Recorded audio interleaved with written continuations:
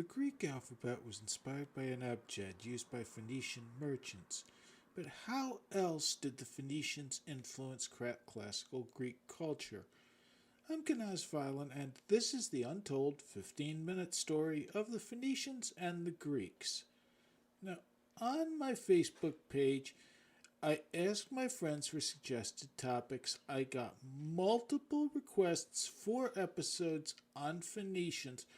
Got requests for a few other topics as well, but I figured I'd start with the number one in popularity, and that is Phoenicians. So, who are these people who gave us literacy but wound up best remembered for sacrificing babies? Now, the Phoenicians definitely deserve a few episodes, but for right now, let's start with the question of who they were and where they came from.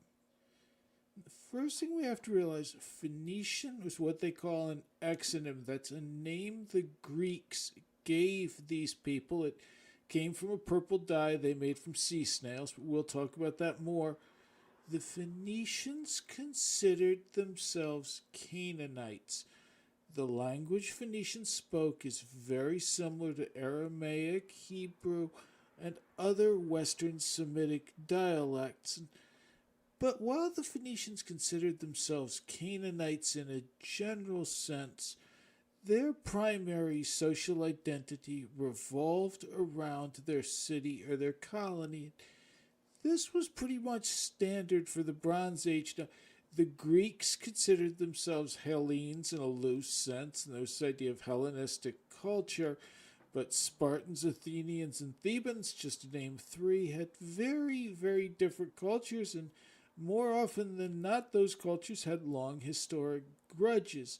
So, what did the Phoenicians do? Well, they were among the earliest glass workers. The jury's still out on whether the Phoenicians or the Egyptians were the first to actually create and sell glass, but we know the Phoenicians were also masters of dye making. Again, it's that sea snail dye they made was called Tyrian purple.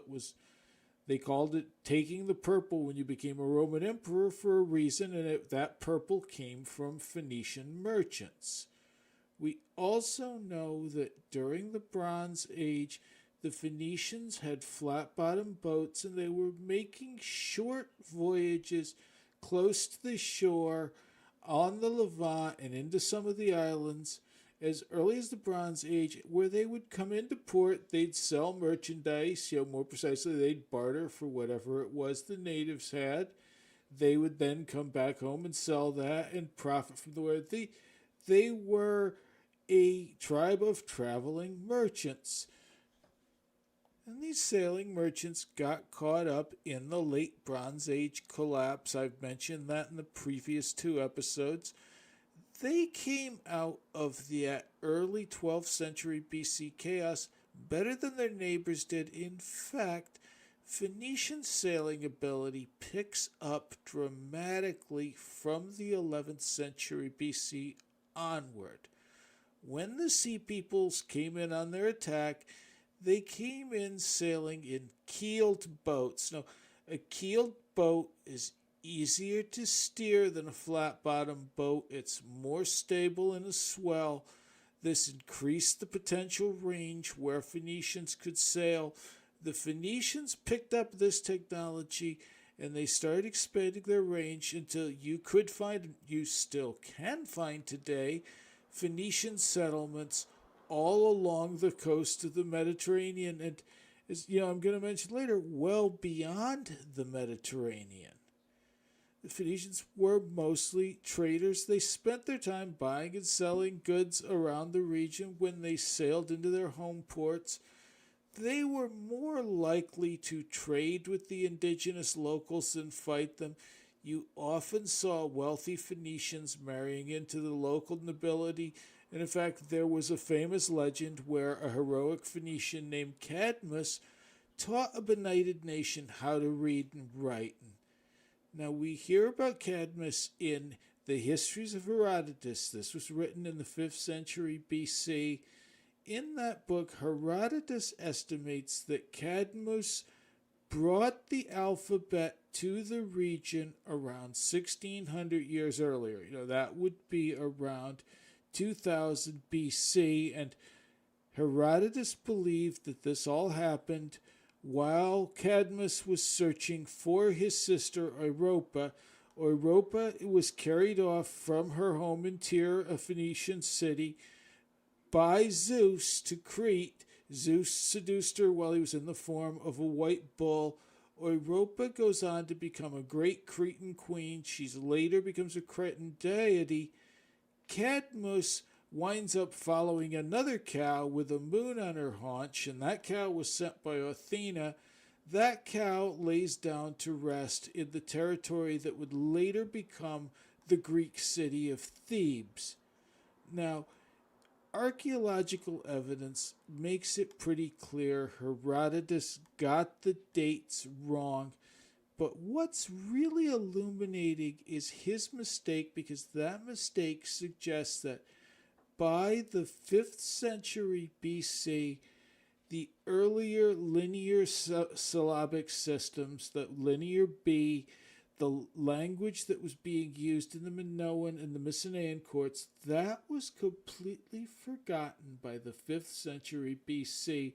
At that point, Greeks had become literate again with the Phoenician alphabet for about 300 years, and even the Hellenic world's most educated men, and Herodotus was certainly one of the Hellenic world's most educated men, believed the Greeks had always used their current alphabet.